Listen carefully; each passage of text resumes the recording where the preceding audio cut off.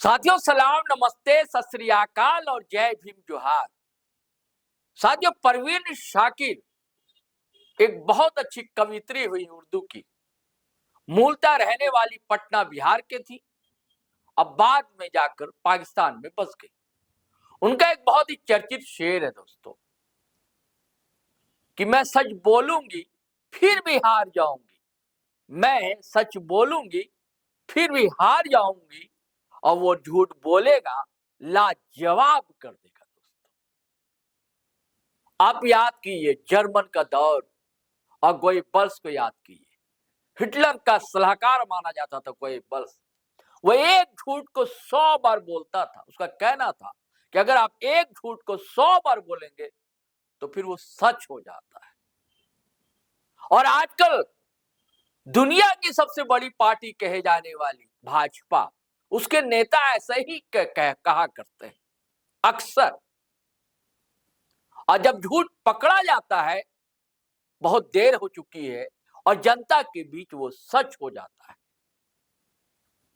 पिछले दिनों कहा गया कि गांधी टाइटल चुरा लिया गया, जबकि इंदिरा गांधी के जो पति थे वो खुद घाची गांधी ऐसा ही टाइटल लिखा करते थे। और ऐसी चीजें 1934 में अखबारी कटिंग में मिलती, ना भी मिलती तब भी ये सच्चाई थी। उनका टाइटल था, यानी कि इंदिरा गांधी से शादी के बाद उनका टाइटल गांधी नहीं हुआ। और अब राजीव प्रताप रूड़ी, बीच में कहा जाता था कि गुजरात लॉबी जो है उनसे नाराज, क्योंकि जब चुनाव हुआ था कॉन्स्टिट्यूशन क्लब का तो आपको पता है कि राजीव प्रताप रूड़ी को तख्त नशी जो लोग हैं उनका समर्थन हासिल नहीं हुआ था। हालांकि जीत तो मिली, लेकिन अब ऐसा लगता है कि नहीं। अब देखिए बजट, केंद्रीय बजट, इस पर बहस चल रही है सदन। हालांकि एलओपी को अब तक बोलने नहीं दिया गया, आज भी कोशिश की गई, नहीं बोलने दिया गया। और यह भी आश्चर्य की बात है कि पहली बार ऐसा हुआ कि राष्ट्रपति के बजट अभिभाषण, जो धन्यवाद अभिभाषण होता है, उस पर प्रधानमंत्री को बोलना होता है। प्रधानमंत्री ने लोकसभा में कोई वक्तव्य नहीं दिया, राज्यसभा में जरूर बोले। तो मैं बात कर रहा था राजीव प्रताप रूड़ी को। क्या आपको जानकारी है कि राजीव प्रताप रूड़ी झारखंड विधानसभा के सदस्य रह चुके? ये मैं नहीं कह रहा हूं दोस्तों, राजीव प्रताप रूड़ी ने कहा, ये आप सुन लीजिए। तो मेरे लिए खासियत इस राज्य के साथ यह है कि 1990 में कि इस राज्य का मैं विधायक रह चुका हूं। सुना ना आपने, झारखंड से पहली बार ये विधायक बने। हालांकि बाद में फिर वो उसकी व्याख्या कह लीजिए, परिभाषा कह लीजिए, एक्सप्लेनेशन कह लीजिए, देते हैं। बट तब अविभाजित बिहार था, बंटवारा नहीं हुआ था। और 1990 में जब पहली बार विधायक बने थे जनता दल के दौर में राजीव प्रताप रूड़ी, तो तरैया से विधानसभा से बने थे। और तरैया विधानसभा जो है बिहार का जो सारण जिला है वहां से आता है। अरे भैया, तो आप कैसे कह सकते हैं कि आप झारखंड के विधायक थे, तब बिहार कहा जाता था। हाँ, अगर वो विधानसभा झारखंड गठन के बाद, यानी कि बिहार के विभाजन के बाद यदि वो आ जाती झारखंड में, तब बिल्कुल आप कह सकते थे कि हम झारखंड से विधायक थे पहली बार। ये बात कही। और दूसरी बात जो कही, सीधी सी बात है कि हेमंत सोरेन से घबराए हुए लोग भारतीय जनता पार्टी की कुछ भी बयानबाजियां देते रहते हैं। आदित्य साहू हो, बाबूलाल मरांडी हो, आजकल इधर बाबूलाल मरांडी का भी बयान लगातार आता है, आदित्य साहू भी बोलते हैं।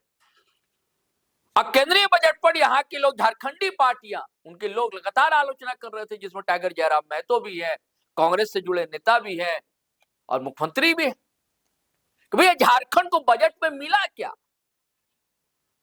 तो जब आलोचनाएं होने लगी तो राजीव प्रताप रूड़ी जो कि रांची आए हुए थे एक शादी समारोह में संभव था, तो प्रेस कॉन्फ्रेंस आयोजित हो गया भारतीय जनता पार्टी के प्रदेश कार्यालय में, जो रांची के हरमू में वहां, लेकिन चूक कर गए वो। फिर कह गए कि भैया झारखंड के गठन के बाद मिला क्या झारखंड को, वैसा विकास झारखंड का नहीं हो सका।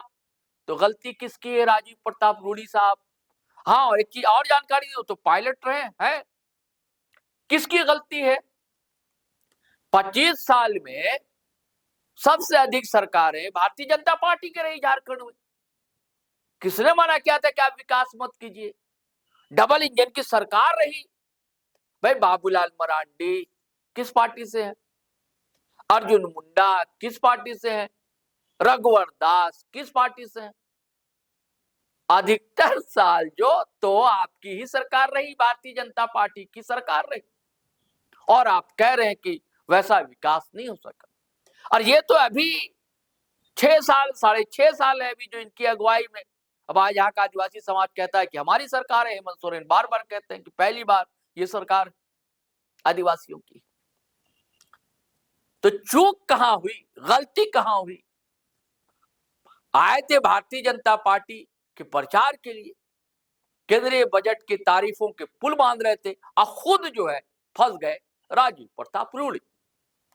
हालांकि उन्होंने क्या क्या कहा दोस्तों, मैं चाहता हूं कि आप खुद उनकी जुबानी सुनिए। प्रेस कॉन्फ्रेंस में कहा क्या उन्होंने, और उसका जब सवाल जवाब का सेशन है वहां भी वो कैसे फंसते हुए दिखलाई दिए। चलिए सुनते हैं राजीव प्रताप रूडी को कि रांची में आकर उन्होंने कहा क्या है। तो मेरे लिए खासियत इस राज्य के साथ यह है कि 1990 में जब मैं पहली बार 26 साल की उम्र में पहली बार जब मैं बिहार में विधायक बना 26 साल की उम्र में, तो मुझे आज भी अच्छा एहसास होता है कि मैं अपने आप को झारखंड का भी एमएलए कह सकता हूं, क्योंकि उसके बाद विभाजन हुआ। विभाजन में हम सब लोगों की भूमिका रही। वो एक बड़ा अध्याय था राजनीति का, लेकिन मेरा सुखद अनुभव रहा है कि इस राज्य का मैं विधायक रह चुका हूं। लंबी यात्रा के बाद ये मेरा 7वां टर्म है लोकसभा राज्यसभा मिला करके, और उसमें एक टर्म और भी अगर जोड़ दिया जाए तो मैं बिहार से 5 साल रहा, तो लगभग मोटे तौर से 40 साल की राजनीतिक यात्रा के बाद मैं आपके बीच में बैठा हूं। हमेशा एक अच्छा और पार्टी ने मुझे दायित्व दिया कि इस बार आपको रांची ही जाना है, तो मैंने सुखद स्वीकार किया, और निर्मला सीतारमण जी के बजट के बाद सभी पार्टी के वरिष्ठ लोगों को पूरे भारतवर्ष में मुख्यालयों में, जिला मुख्यालयों में बजट पर संवाद कायम करने के लिए, और आप शर्मा जी, संवाद कायम करने के लिए आप जैसे वरिष्ठ पत्रकारों के बीच में, जानकार पत्रकारों के बीच में, जो नब्ज हैं किसी राज्य के राजनीतिक माहौल के लिए और जागरूकता के लिए, उनके पास मुझे भेजा है। तो सबसे पहले इस वर्ष गणतंत्र दिवस के बाद बैठक और बजट पेश हुआ है, और हम सब इस बात का हमेशा ख्याल करें कि रविवार को इस दिन बजट पेश हुआ। और भारत की सरकार ने तय किया है कि हर वर्ष 2014 के बाद जो समय का परिवर्तन हुआ और तिथि का परिवर्तन हुआ, और कई बार आप सब लोग ये जानना भी चाहते होंगे कि बजट को ऐसा देश के प्रधानमंत्री जी ने तय किया कि हम 30 मार्च तक आते आते बजट की स्वीकृति प्रदान कर देंगे। उसके पीछे उद्देश्य यह था कि पहले जब बजट पेश होता था तो मई जून तक चला जाता था, जब तक प्रस्ताव पारित होता था राज्यों को या केंद्र को। जुलाई अगस्त आ जाता था, उसके बाद बारिश का मौसम हो जाता था, काम में बाधा उत्पन्न होता था। फिर जब बारिश खत्म होता था तो त्योहार का माहौल पूरे भारतवर्ष में रहता था। इसलिए देश के प्रधानमंत्री ने यह तय किया है कि मार्च के अंतिम तक इस बजट को पारित करके और एक रूपता लाया, जो अंग्रेजों के जमाने के समय से जो बजट पहले दोपहर में पेश होता था, उसका लिंक था। जब अंग्रेज भारत को शासित करते थे तो जब उनका सुबह 11 बजता था तो हमारे लिए तो उसमें परिवर्तन किया गया। ये सबको याद रखना पड़ेगा। ये देश के और कई सारे सुधार के प्रयास माननीय प्रधानमंत्री जी ने किया है, और लगभग 350 रिफॉर्म्स। हम बड़े सरल शब्दों में कहते हैं कि रिफॉर्म्स, सुधार। लेकिन ये सुधार क्या है और हर बार जब प्रधानमंत्री जी से रिफॉर्म्स की बात करते हैं, चाहे वो प्रशासनिक दृष्टिकोण से हो या वित्तीय दृष्टिकोण से है, देश के आम आदमी को कैसे उसका जीवन का स्तर बढ़ सके, कैसे उसकी जीवन की सहूलियत बढ़ सके, कैसे देश की सरकार और राज्य सरकार मिलकर के उसमें अपनी भागीदारी दे सके, ये उसका उद्देश्य है। और अभी तक लगभग 350 रिफॉर्म्स भारत की सरकार ने किया है। मैं राजनीतिक विषयों पर अभी नहीं जाऊंगा कि कुछ रिफॉर्म्स की क्या परिचर्चा है, लेकिन देश की सरकार ने निरंतर किया है। और इस बार के 3 लक्ष्य थे जो आप लोगों ने बजट भाषण में सुना, कर्तव्य 1, कर्तव्य 2 और कर्तव्य 3, और वहीं से शुरुआत की गई थी बजट की भाषण। और सबसे पहले था प्रोडक्टिविटी और इंटरनेशनल नेशनल कॉम्पिटिटिवनेस, प्रतिस्पर्धा और उत्पादकता का ये पहला दौर था। दूसरा था कैपेसिटी बिल्डिंग, किस तरह से हर स्तर पर, हर राज्य, हर गांव से लेकर के बड़े कॉरपोरेट्स तक, बड़े उद्योग तक, सरकार के विभिन्न अंग तक, कैसे आप प्रोडक्टिविटी, उत्पादकता बढ़ाएंगे और कैपेसिटी बढ़ाएंगे, ताकि पूरी दुनिया के साथ आप की भूमिका प्रमुख है। जहां एक तरफ ग्लोबल साउथ में संकट का माहौल है, साउथ ईस्ट एशिया में भयंकर आपसी तनाव है, रशिया और यूक्रेन में तनाव है, तो दूसरी तरफ चीन एक बड़े ताकत के रूप में उभर करके खड़ा है। किस तरह से भारत इस पूरे ग्लोबल परिदृश्य में कैपेसिटी बिल्डिंग करेगा, ये चुनौती स्वीकार करके आज हम लोग सरकार में हैं। और तीसरा लक्ष्य था कर्तव्य में कि हर व्यक्ति, हर इंसान, हर परिवार, जो अंतिम परिवार है, उस तक सरकार की योजनाएं कैसे पहुंचे। तो मैं आपको प्रमुख तौर से जो विषय हमारे सामने है उसको रख दूंगा। उसके बाद झारखंड के बजट में क्या क्या संभावनाएं हैं, और फिर आप जो सवाल पूछना चाहें पूछ सकते हैं। सबसे पहले मैन्युफैक्चरिंग में, और इस बार बायोफार्मा का, और बायोफार्मा का विशेष रूप से हब बनाने की घोषणा की गई है। कई बार हम सेमीकंडक्टर की बात करते हैं, और इस समय बैठे हुए आप जिस कैमरा से लाइव टेलीकास्ट कर रहे हैं, जिस टेलीफोन मोबाइल का उपयोग कर रहे हैं, ये जो ऊपर में बत्तियां लगी हैं, या ये माइक्रोफोन है, ये साहब का यहां घड़ी हो, आपके जीवन के हर, चाहे वो रॉकेट साइंस में हो, या एयरक्राफ्ट में हो, या गाड़ी में हो, या ऑटोमेशन में हो, या लिफ्ट में हो, सेमीकंडक्टर की एक बड़ी भूमिका है। और वो सर्किट बनाने के लिए आज पूरी दुनिया का सबसे बड़ा ताकत सेमीकंडक्टर के लिए अमेरिका है या चीन है। ये सामान्य रूप से हम लोग समझ नहीं पाते, लेकिन देश की सरकार ने सेमीकंडक्टर्स पर एक बहुत बड़ा अभियान शुरू किया है, और उसमें राज्यों की भागीदारी, ये बड़ा कैपिटल इंटेंसिव होता है और हाई प्रिसिशन का होता है। 1 सेंटीमीटर के चिप में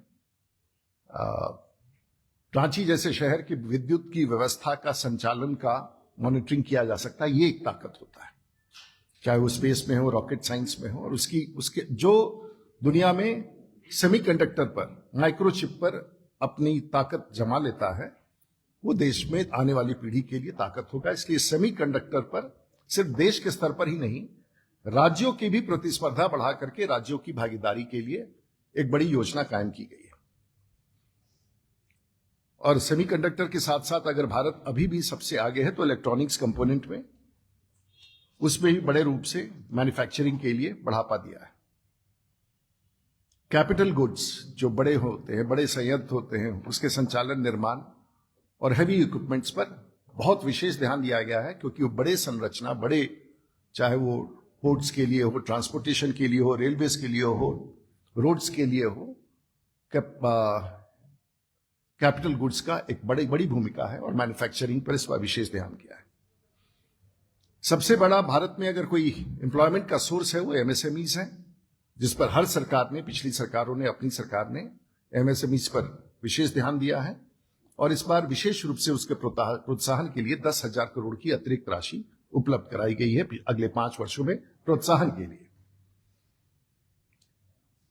इंफ्रास्ट्रक्चर में 2014 से सरकार लगातार, और मैं इसलिए कह रहा था कि आज हमारे साथ कुछ कार्यकर्ता पटना से आए हैं, और आज 4.5 घंटे में वो पटना से यहां आ गए।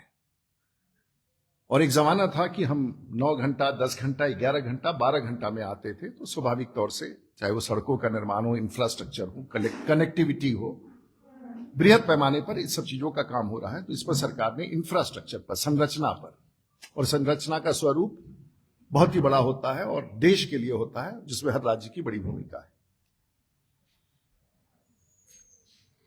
बड़ी योजनाओं में संकट होता है, बड़े कैपिटल में, बड़े निवेश के साथ रिस्क मैनेजमेंट, और उसमें देश में कई बड़े बड़े लोगों का नुकसान होता है जिसकी भरपाई नहीं हो सकते हैं, और इसीलिए रिस्क मैनेजमेंट के लिए कैपेसिटी में वृद्धि की गई और 4.4% जीडीपी का प्रोटेक्शन के लिए, रिस्क मैनेजमेंट के लिए फंड रेज किया और इसका कैपेक्स आज 17 लाख करोड़ के आसपास है। ये उन उद्योगों को, छोटे या बड़े, जिनमें रिस्क बहुत बड़ा होता है और देश ये रिस्क उठाए, तो उसमें लगभग इतना पैसा है। पूरी दुनिया आजकल एनवायरमेंट, पर्यावरण की बात कर रही है, और पूरी दुनिया के सम्मेलन, कॉप की सम्मेलन होता है, और सरकार ने इस बार बृहद तौर से 20,000 करोड़ की योजना कार्बन कैप्चरिंग के प्रमोशन के लिए, या कार्बन सिंक कहें, उसका रूपरेखा क्या होगा हमें अभी पता नहीं है, लेकिन कार्बन सिंक और कार्बन कैप्चरिंग के लिए, जो दुनिया में पर्यावरण नियंत्रण के लिए सबसे बड़ा है और सबसे बड़ी दुनिया का चर्चा का विषय है, उसमें लगभग 20,000 करोड़ का प्रावधान किया है। हाई स्पीड कॉरिडोर्स देश के कई कोनों में लागू किया गया है, और इसी प्रकार से संरचना की तरफ 125 करोड़ के देश के लिए हेल्थ बहुत बड़ा है, और इस बार चाहे वो मेडिकल कॉलेजेस के माध्यम से हो, एम्स के माध्यम से हो, रीजनल कॉलेजेस के माध्यम से हो, 1 लाख प्रोफेशनल डॉक्टर्स को ट्रेन करना, उसकी कैपेसिटी बिल्डअप करना, इसके लिए देश की सरकार ने लक्ष्य रखा है, जो अपने आप में एक अनोखा कदम है। और लगभग 1.5 लाख हेल्थ केयर वर्कर्स, पूरी दुनिया में आज हेल्थ केयर का सबसे बड़ा मांग है।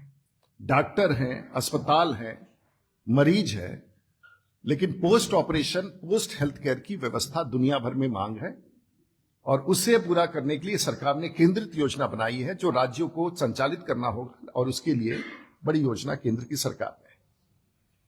वेटनरी डॉक्टर्स का अभाव पूरे भारतवर्ष में है, एक संख्या 20,000 का, और इन कैंपस एजुकेशनल यूनिवर्सिटीज की स्थापना 5 राज्यों में, और 5 एजुकेशनल कॉम्प्लेक्सेस का बड़े पैमाने पर, जो अंतर्राष्ट्रीय स्तर पर हो।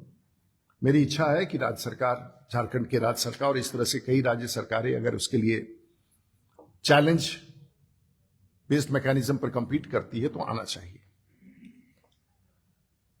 देश में टूरिज्म का बढ़ावा हो रहा है, और जिस तरह से टूरिस्ट ट्रैफिक्स बढ़ते चले जा रहे हैं, लगभग 20,000 गाइड्स को ट्रेन करने का प्रावधान किया गया है, और स्वाभाविक तौर से उसमें हर राज्य के लोग भाग लेंगे।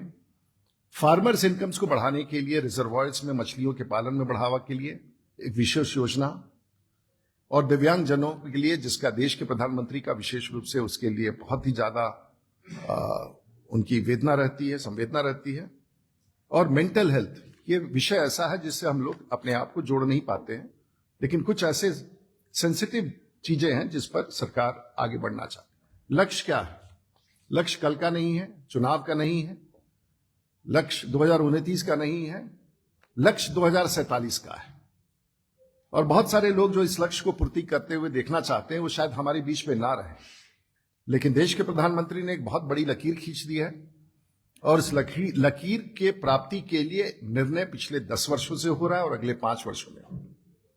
निर्मला जी इस देश की 8वीं बार उन्होंने बजट रखा है, और मैं समझता हूं कि एक आध बजट पेश करने के बाद वो देश की सबसे ज्यादा बजट पेश करने वाली हमारी भारतीय जनता पार्टी की नेता होंगी। झारखंड में सबसे इंपॉर्टेंट होता है कि राज्यों को टैक्स का डिवोल्यूशन क्या हो, और जो इस बार का प्रावधान है 26-27 में 51,000 करोड़ रुपए का झारखंड में टैक्स डिवोल्यूशन होगा। ग्रांट इन एड, जो बिल्कुल भारत सरकार का पैसा झारखंड को जाएगा, वो लगभग 17,057 करोड़ है। और इस प्रकार से आइटम, और 2014 से लेकर 2026 तक अगर झारखंड के लिए देखा जाए तो पूरा टैक्स का जो अनुपात झारखंड सरकार को गया है वो 3,14,000 करोड़ है, और ग्रांट इन एड जो झारखंड को गया है, झारखंड के राज्य को गया है, वो 1,04,000 करोड़ है। इस तथ्य को जरूर आप लोग याद रखें। केंद्र की सरकार ने समय समय पर, चाहे सरकार जिसकी भी हो, हम लोगों ने, देश की सरकार ने, प्रधानमंत्री जी ने, वित्त मंत्री जी ने और विभिन्न विभागों ने मिलकर के इस लक्ष्य को पूरा किया है। स्पेशल असिस्टेंस, लगभग विशेष सहायता जो होता है अलग अलग योजनाओं पर, 11,000 करोड़ का है।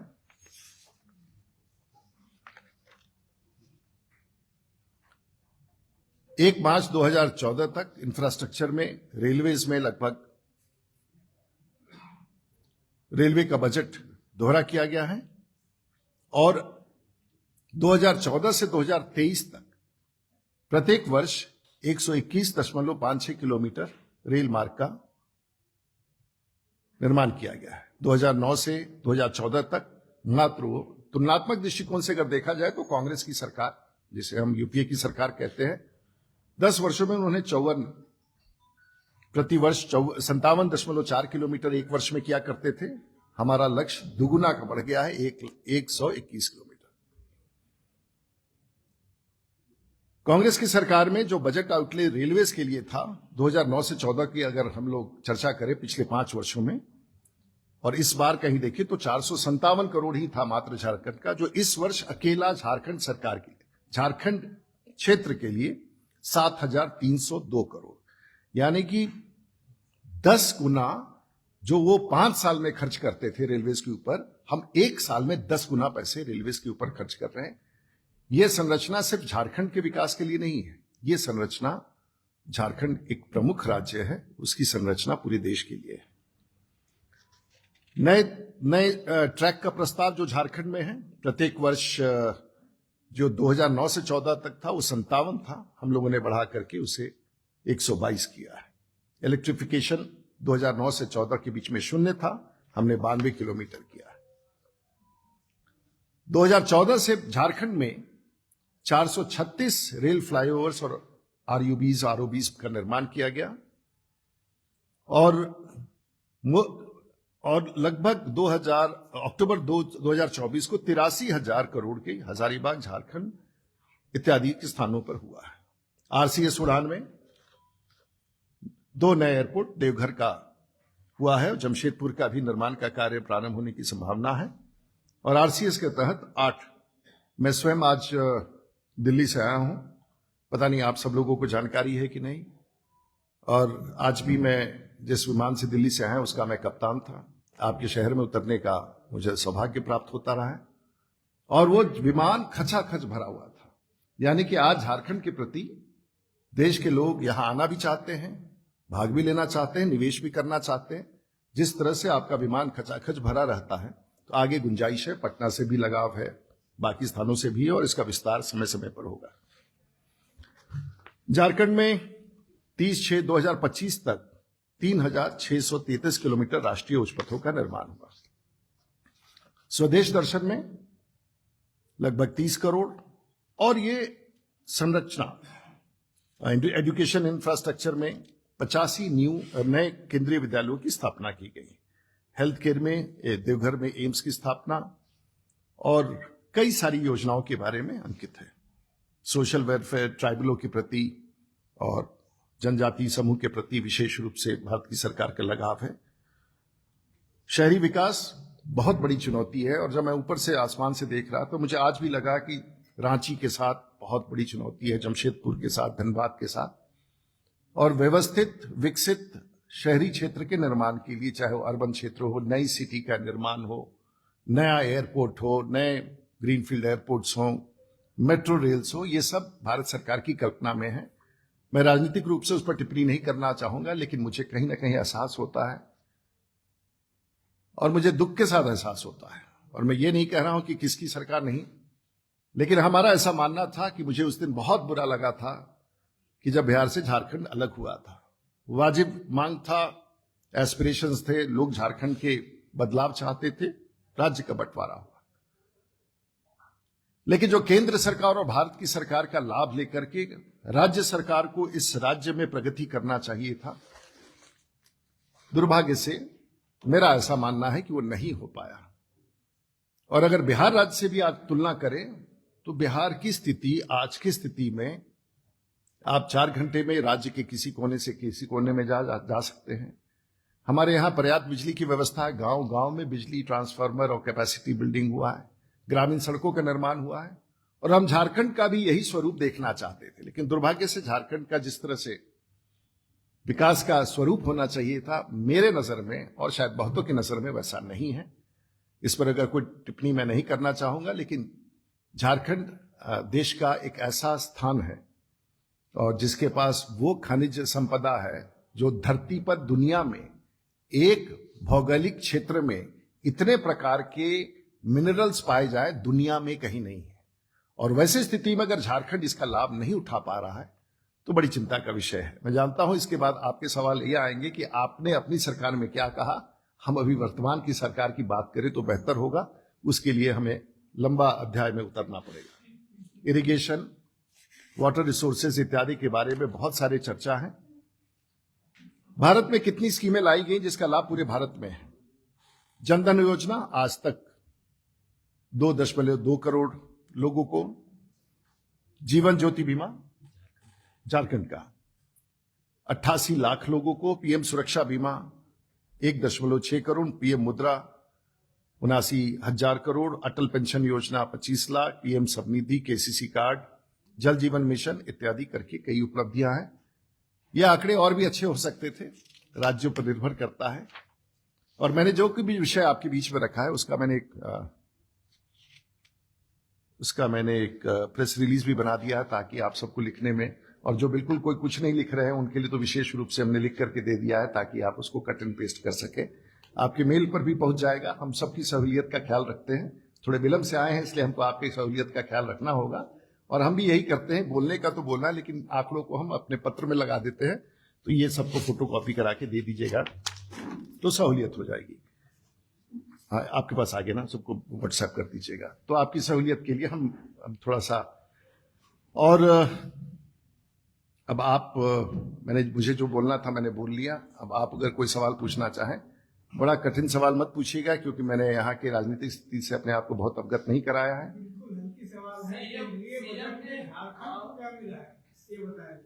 अब तो फिर हम रिपीट करेंगे। आपको लगता है थोड़ा नींद भी आ गया था जब हम बोल रहे थे। हम लिख दिए हैं, उसको आप देख लीजिएगा, उसमें हम सब दे दिए। मुख्यमंत्री ने यहाँ के केंद्र सरकार के आम बजट को लेकर कहा था कि जो बजट है उससे देश में भुखमरी की स्थिति पैदा हो जाएगी। अब पता नहीं, हमारा तो काम है कि राज्य को देना। अब राज्य पैसे अगर ना दे, खर्च ना करे, तो ये तो लोकतंत्र का ही है और फेडरल स्टेट है, और फेडरल मैकेनिज्म में राज्यों को अधिकार है जो उसका डिवोल्यूशन है। हम तो वो पैसा देंगे ही देंगे, हम योजनाएं देंगे ही देंगे। अगर भारत की सरकार ने घोषणा की है अभी 25-30 ऐसी योजनाएं हैं, तो हम अपने यहां बैठ करके बिहार में उन सभी योजनाओं को मैंने पढ़ लिया है। मैं अपने राज्य सरकार के साथ बैठ गया हूं, मुख्य सचिव के साथ बैठ गया हूं। मैंने कहा कि इन जगहों के लिए क्या क्या प्रस्ताव है आप सूची में तो लगा दीजिए। मेहनत करना पड़ता है शासन चलाने के लिए। भारत की सरकार से काम लेने के लिए आप सरकार है, आप लोकतंत्र है, आपके मुख्यमंत्री हैं, आपके गवर्नर है, आपकी व्यवस्था है और फेडरल सिस्टम है। मेहनत करना पड़ेगा, लक्ष्य रखना पड़ेगा, दूरदर्शिता बनानी होगी, पहल करना पड़ेगा, और फिर अगर उसके बाद नहीं होता है तब आरोप लगाना पड़ेगा। अभी काम शुरू ही नहीं हुआ, अभी कुछ हुआ ही नहीं, और उसके पहले ही आरोप लगाना है इसलिए कि आप छूट जाएंगे। और वैसे भी झारखंड छूट चुका है। भारत सरकार झारखंड को छूटने नहीं देगी। हम अपनी तरफ से पूरी ताकत लगाएंगे। माननीय मुख्यमंत्री जी का कोई बयान है, अगर उसके पीछे कोई तथ्य हो तो अगर प्रकाश में लाए। मात्र साउंड बाइट्स के लिए ये कांग्रेस और झारखंड के हमारे मित्रों का एक तरीका है, उस पर मुझे कुछ नहीं कहना।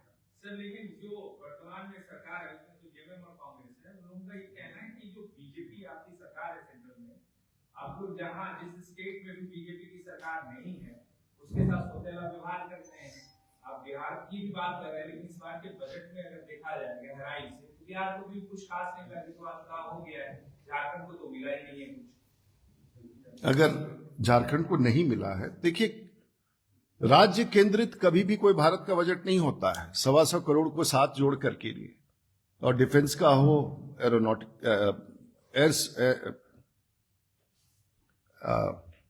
अंतरिक्ष के लिए हो, फिर सुरक्षा के लिए हो, और कोई योजना 1 साल की नहीं होती है।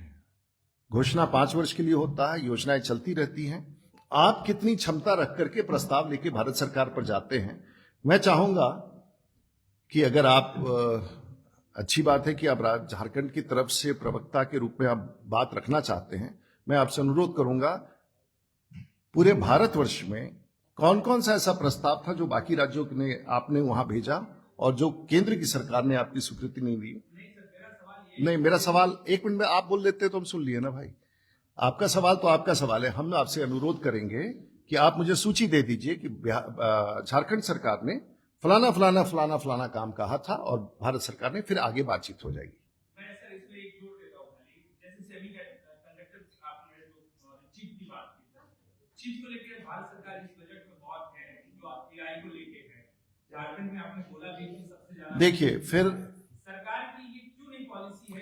ऐसे नहीं है, बनाया जाए इस तरह के स्टेट में। ऐसा है ना, देश सबका है। आज बिहार में तो सभी कंडक्टर पॉलिसी बना के वो तैयार बैठे हैं और आवेदन डालेंगे। आप भी आवेदन डालिए। सर इथेनॉल का क्या हाल हुआ बिहार में, आपसे भी छुपा नहीं है। अभी कितने प्लांट बंद हुए? वो आप वीडियो को देख के बता रहे हैं ना, हम भी वीडियो देखे। तो आप वहीं चले आइए, तो फिर हम अच्छा पत्रकारिता करेंगे आपके साथ। तो साथियों, आपने सुना कि राजीव प्रताप रूडी ने क्या कहा है। दरअसल बेचैनी तो है भारतीय जनता पार्टी के खेमे में। यही कारण है कि फिर ईडी के छापे वापे पड़ने लगे हैं। कई अधिकारियों के यहाँ फिर छापे पड़े हैं, और इधर राजीव प्रताप रूडी का बयान। और ये तो सच्चाई है कि केंद्रीय बजट में झारखंड को कुछ मिला नहीं। झारखंड का तो सबसे बड़ा सवाल है कि 1,36,000 करोड़ हमारे कब मिलेंगे। सवाल इसका है, जिसको लेकर चिट्ठी पत्री लगातार हो चुकी है, लगातार आग्रह गुजारिश की जा चुकी है मुख्यमंत्री की जानिब से, सरकार की जानिब से, लेकिन वो नहीं मिला।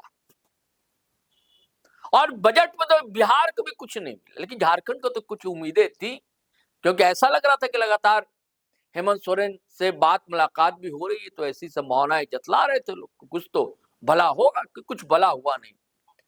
हालांकि कोशिश की राजीव प्रताप रूडी ने अपने ढंग से बात को रखने की। चलिए साथ में चलते हैं, लेकिन आपसे गुजारिश है कि अगर आपने हमारा चैनल सब्सक्राइब नहीं किया तो कर लीजिए।